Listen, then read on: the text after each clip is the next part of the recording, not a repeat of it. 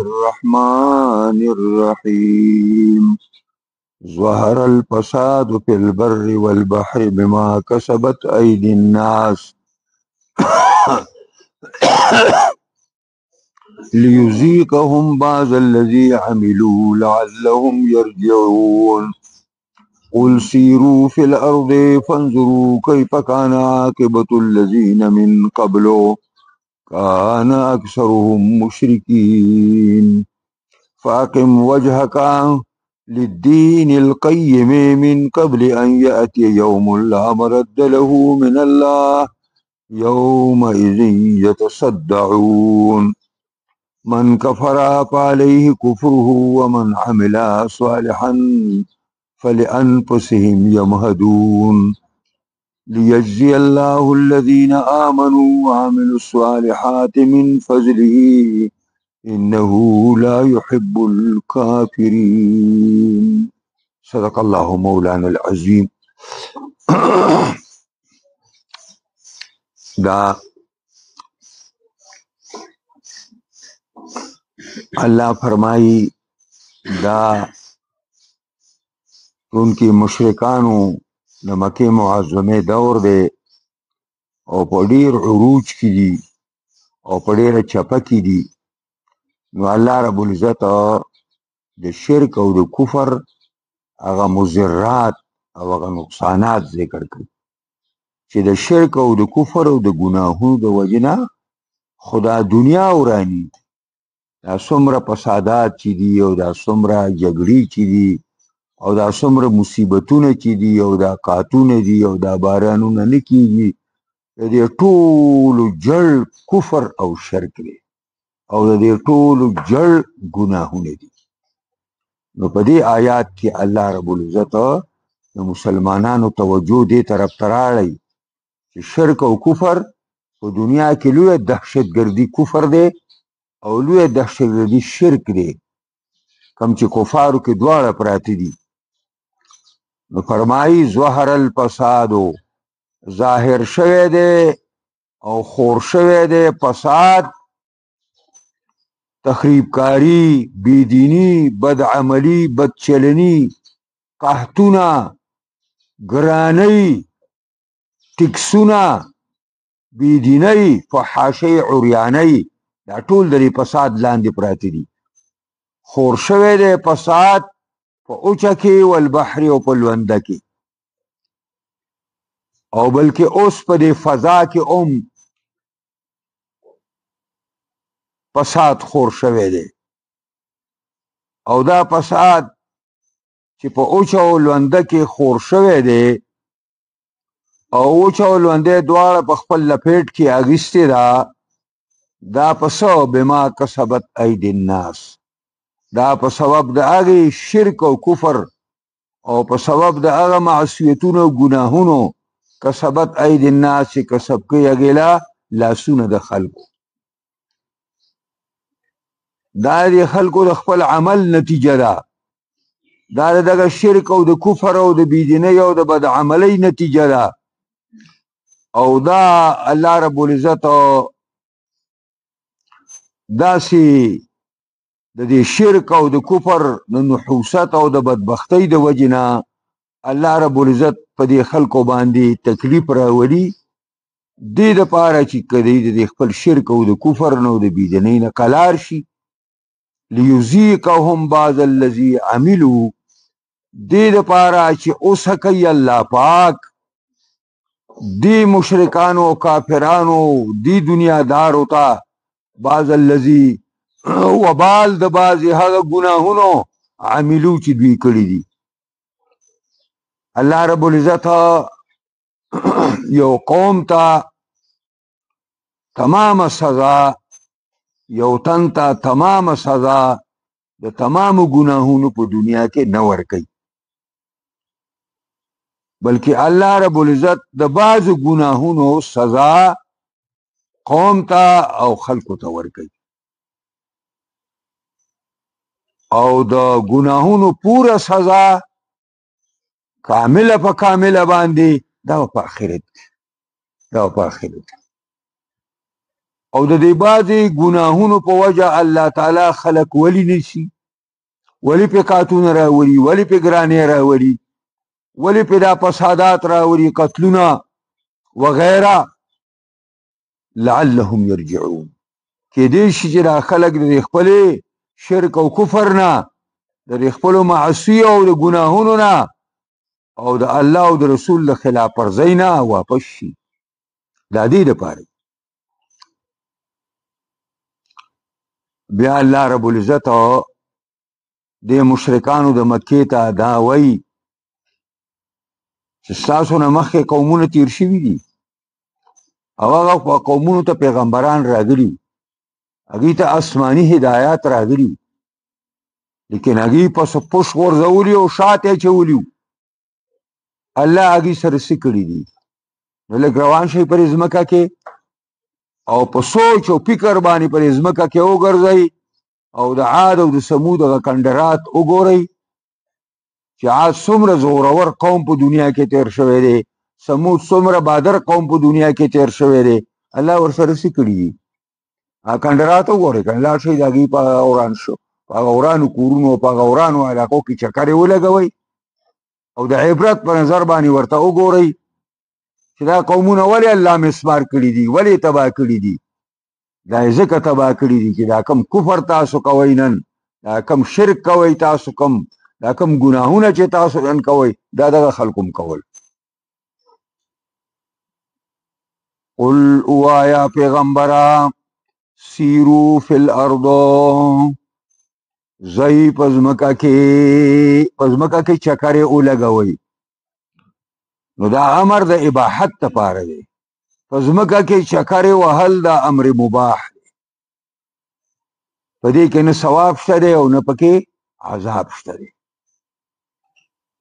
البته چې په سیر باندې روان شوي نو فنظرو، بیا لازمن وګورئ په نظر د عبرت باندې، په نظر د عبرت باندې. امام رازی وایي دا اول امر د پاره د اباحت دی او دا فنظرو کې امر برای وجوب دی. که په ځمکه کې چکر لګې نو دا یو امر مباح دی، لګولی شي، که نه لګې مه لګوه. خو که روان شوې په دې ځمکه کې نو بیا به په نظر د عبرت باندې لازمن هر یو شي ته ګوري او د هغې نه به عبرت حاصلې.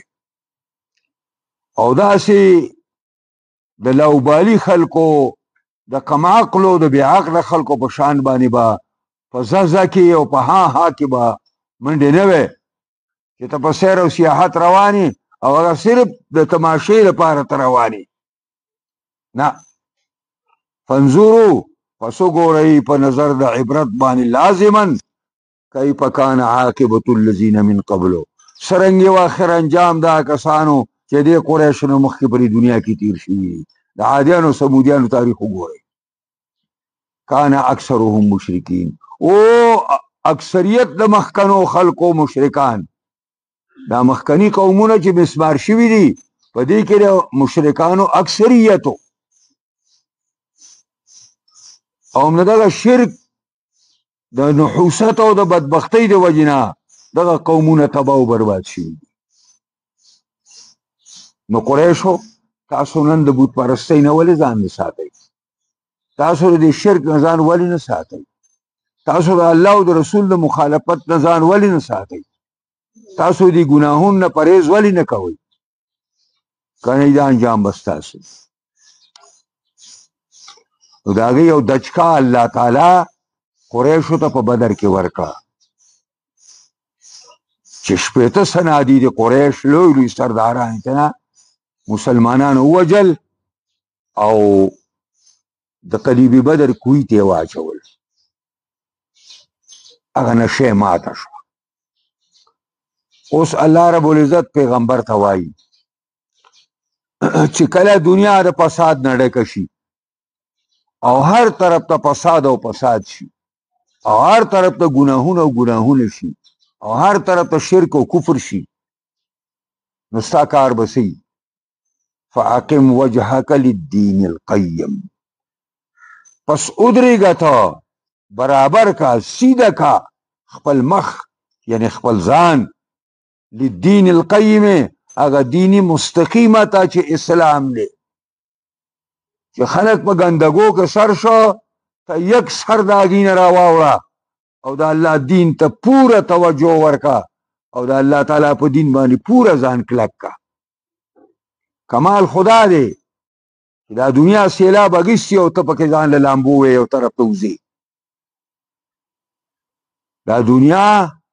د ګناهونو او د شرک او د کفر په سیلاب کې لاو ده دې نه به بادر انسان هغی چې د دین پر رسۍ باندې دین ځان بچي فاقم پس سیده کا اے پیغمبره وجهه کا خپل ځان لره وجه مختوي ذکر د مخ دی مراد تینا ذات سیده کا خپل ذات او ځان لره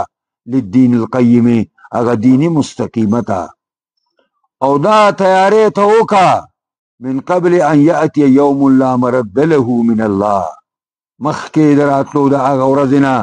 چې نه به د هغې لپاره واپسي د جانبه د الله نه چې هغه ورځ د قیامت ته لکه چې قیامت الله اډر وکړي نو اډر به الله په هغه وخت کوي چې کوم الله وله ټاکلی دی او چې کوم وله الله مقرر کړی دی نو چې په مقرر ټیم الله قیامت راولي نو بیا یې نه واپس کوي هغه او چې هغه یې نه واپس کوي بل کوم کوجا دی چې قیامت لار به ونیسي چې قیامت یې نه راځي او یومئذ یصدعون په دې ورځ به خلک بیل بیل شي ډلې ډلې به شي فریق فی الجنه و فریق فی السعیر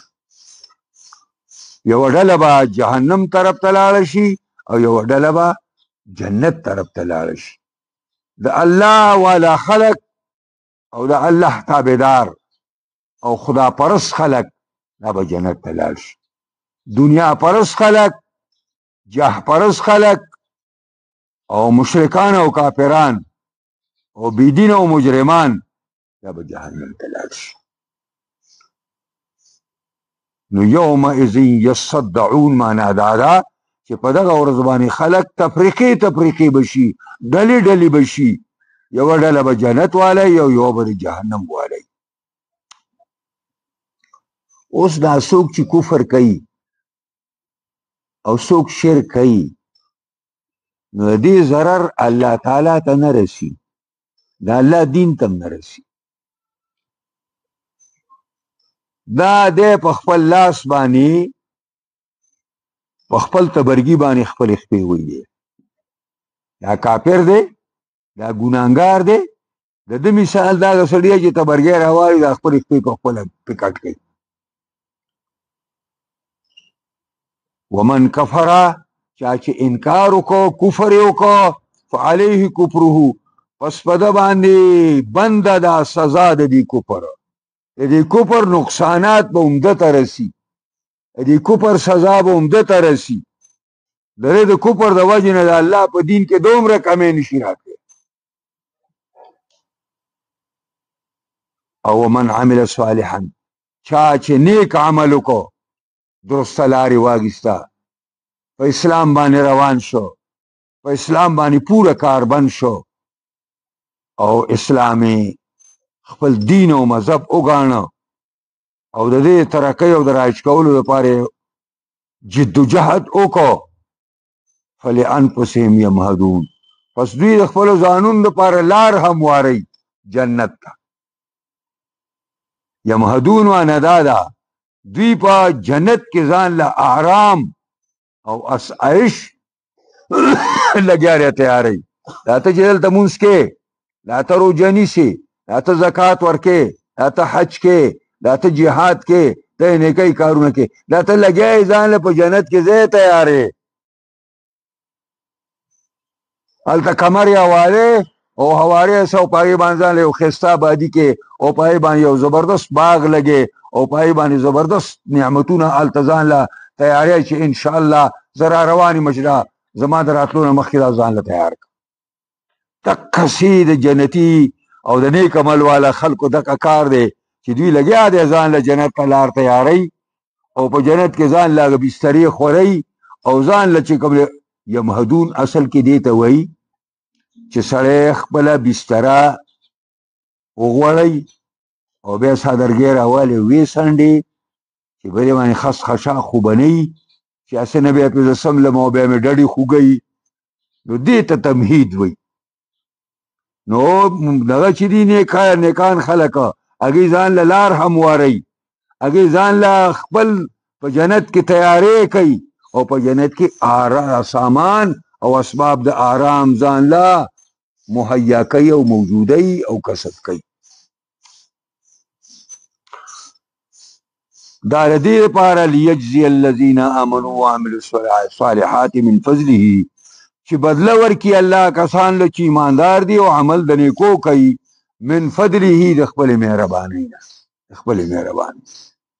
دې نه دا پته ولګېده چې یو ډېر لوی نه لوی نیک انسان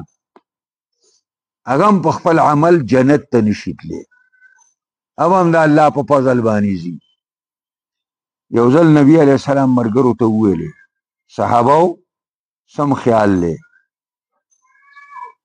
چې په دې خپل عمل باندې به جنت ته لاړ شي.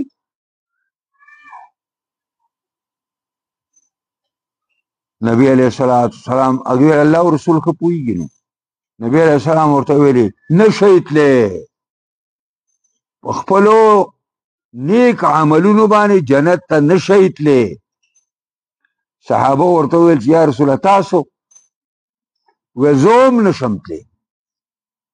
الا ان تغمدنی الله بغفرانه، مگر که الله په خپل رحمت کې ډوب کړم لاړ بشم جنت. جناب محمد رسول الله په شان هستی دو کونو سردار خاتم النبیین هغه وایي زه په خپل عمل جنت ته نشم تللی او ما ورته وایو راځه په ما پسې راځه او داسې به یې د ګوتې نه ونیسم او ځان سره به د جنت ته بوځم. زموږ مفتیان حضرات چې دا بیانونه ورکوي پوهېږئ په دې باندې جناب رسول الله وایي زه په خپل عمل نشم تللی، دی ځان سه بل هم بوځي، مفتي صاحب بل هم بوځي. دا ډېر زورور مفتي دا په خدای ډېر زورور دی، د پیغمبر نوم زورور دی بیا پوهېږئ په دې باندې.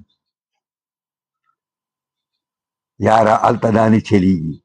نه مفتیوالی چلېږي، نه ملاوالی چلېږي، نه شیخوالی چلېږي، هلته نیک عمل چلېږي، ښه عقیده او ښه عمل دا چلېږي هلته. هغه د بکواس ځای نه دی، دا ګپ شپ نه دی دنیا کې خلک یو بل څه دوکې کوي چلونه کوي، د الله مخکې چلونه نه کېږي، هلته به سیده ساده کار کوي. دلته خو ته به خپل پوزیشن برابر کړي رښتیا به دې ځان جنتي احساس کړی او په لمن به دې پونځ کېږي، دننه به نه خدای خبرې چې څنګه خو د الله مخکې دا دوکې موکې ګورې نه کېږي او نه دوکې هلته چلېږي. هغه عالم الغیب دی. ځکه وایي لیجزي الذین آمنوا وعملوا الصالحات دې دپاره چې بدله ورکړي الله ایماندارو ته، ایمان والو ته، وعملوا الصالحات او هغه چا کسانو ته چې نیکۍ کوي عمل د نیکو من فضله د خپل مهربانۍ نه. انه لا يحب الكافرین یقینا دا الله دوست نه ګڼي او خوښ نه ګڼي کافرانو. منګه د عوام سره چې تاسو ناستئ که نه یاره جي پته نه لګي چې خدای ته څوک محبوب دي او خدای ته څوک نږدې دي. زه هم دا ټرمپ یې ورته ډېر نږدې نو دا یهودیان تا ته پته نشته که نه چې خدای ته به څوک ډېر نږدې. سره دې نه هم لکه نه خبر چې د الله تعالی به کوم خلق خوښي نو دا امریکانیان به یې خوښي، دا یهودیان به یې خوښي، دا د چین او د روس دا دهریان به یې خوښي، دا د هندوستان دا هندوان خبیثان به یې خوښي. نو الله وفرمایل انه لا يحب الکافرین، الله د کفارو سره مینه نشته، د نوم کافر سره، هغه دهري کافر دی که یهودي کافر دی او که پیرنګی کافر دی، هر یو کافر چې دی بس هغه خدای بدي شي ته پرې نه وي، او چې کافر بدي شي نو مؤمن د خدای ښه شي. بدک خبره ده چې مؤمن دی او عمل صالح والا دی الله ته ګران دی، چې ایمان پکې نشته او مشرک دی او کافر دی او بد عمله بد چلنه دی د الله بدي شي. بیا به دا نه وي دا دین کې داسې نه دی دا دین لکه عوامو چې تساس کوي چې پته نه لګي چې خدای ته څوک نږدې دي په دې دین کې دا تمامې مسلې توی شوي دي او داسې په ډاګه شوي لکه د اسمان کې چې دا انور دی که تا ته پته نه لګي نو دنیا علما دي او دا شپه او ورځ دا قرآنونه موږ وایو او دا حدیث وایو موږ ته اوسه پورې پته ونه لګي چې الله ته څوک نږدې دي دا قرآن وایي که نه انه لا يحب الکافرین یقینا دا الله چې دی دوست نه ګڼي کافران مینه نه کوي د کافرانو سره نو دا الله مینه او محبت د مؤمنانو سره دی الله دې الله مینه او محبت زمونږ او ستاسو نصیب کړي دا دې آیاتونو ترجمه وه او مختصر غوندې تفسیر و دې کې یو څو خبرو ته اشاره قرآن وکړه یو خبره ده ظهور الفساد بالجدب والغلاء او بالحرب والامراض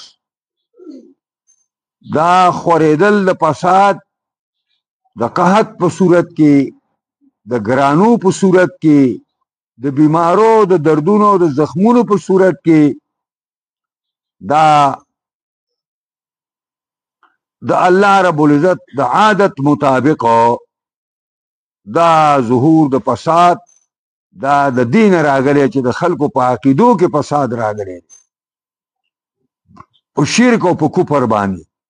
او د خلکو په اعمالو کې فسق و فجور پیدا شوی دی نو چې عقاید د خلکو خراب شي او اعمال د خلکو برباد شي نو بیا به فساد نه خورېږي نو څه به اوس یو سړی دین هم نه دی خبر چې زما عقیده روغه ده او که ناروغه ده هغه پکې دا وایي چې ذوات فاضله پکې هم کار کولی شي او دا پلانې چې کوم دی دا پلانې بابا هم کار کولی شي او مولای او بل ته مړه ستا عقیده خرابه ده شکل ته دی وګوره غلبیل راپاسې کوزې ته وایي په تا کې 2 سوري دي او دا غلبیل په ځان کې 200 سوري نه دي ته بل ته وایي ته راشه ما سره کښېنه که نه چې اول خو زه ستا نه تپوس کوم چې عقیده څه ته وایي یاره که تا دې خلکو ما ته عقیدې ترجمه وکړه که نه زه له انعام ورکوم دا خو هسې شکلونه او شباهتونه یې د مولیانو ساز کړي او نمبر 2 دا وجوب الاستقامت علی الدین الاسلامی دا لازمه ده چې په دین اسلامي باندې کلک شه عقیدتا عقیده ورنه اسلامي عبادتا عبادت پر د اسلام مطابقی وقضاء فیصله بم د اسلام مطابق کې وحکم او حکم بم د اسلام مطابق چلای دا نه چې عقیده بم د توحیدی او عقیده بم د سنتی او فیصله چې را باندې سوکیا وکړي داسې موحدین هم شته په دنیا کې چې دغه توحید زوتی او غریبانان دین نه خبره چې لو شرک خدا دی چې د الله د حاکمیت په ځای باندې دلته انسانان حاکمان دي د دې نه لو شرک بل کم دی دا شرک په الحکم دی او اخیری خبره درېمه دا ده تقریر عقیدة البحث والجزاء یعنی دا ژوند چې ختم شي بیا به یو ژوند شروع کیږي بیا به الله موږ را ژوندي کوي او الله رب العزت به هر یو ته د خپلو کړو مطابق سزا او جزا ورکوي او اخیری خبره دا ده چې بیان ان الله يحب المتقین ويكره الكافرین د دې خبرې بیان په آیاتونو کې راغی چې متقیان د الله خوښ دي او کافران د الله بدي شي او زمونږ کافران خوښ دي او که مسلمانان د غزا د مسلمانانو سره زمونږ مینه ډیره ده او که د ټرمپ سره زمونږ مینه ډیره ده دا د سعودي شاهانو او د دوبۍ شیخانو دا بالکل په ډاګه کړه چې زمونږ ټوله مینه د امریکې سره ده او د ټرمپ سره ده او الله او رسول سره کار ختم شوی دی بس خدا الله کور دلته دی او د هغې په وجه موږ په دنیا مزې کوو نور څه دي دا حالات دي نو الله رب العزت دې موږ او تاسو متقیانو کې شامل کی چې دا الله مینه راسه پیدا شي او الله دې موږ د نومې کافرانو نه وساتي چې د الله تعالی د غضب نه ډډې ته شو. واخر دعوانا دعا وکړئ یا الله موږ د قرآن په اسرارو لطایف او ترجمو باریکو باندې پوهې کړي. دې سره سره الله موږ له پرې باندې کامل مکمل عمل کولو توفیق راکړي. قرآني نظام د شریعت نظام په تمام جهان کې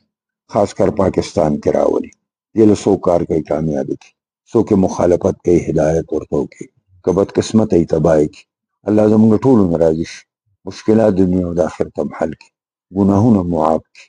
خاتمه بالایمان کړي. خدای زموږ څونه مشران کشران زنانه نارینه د مسلمانانو مړه دي ټول بخښي. خدایه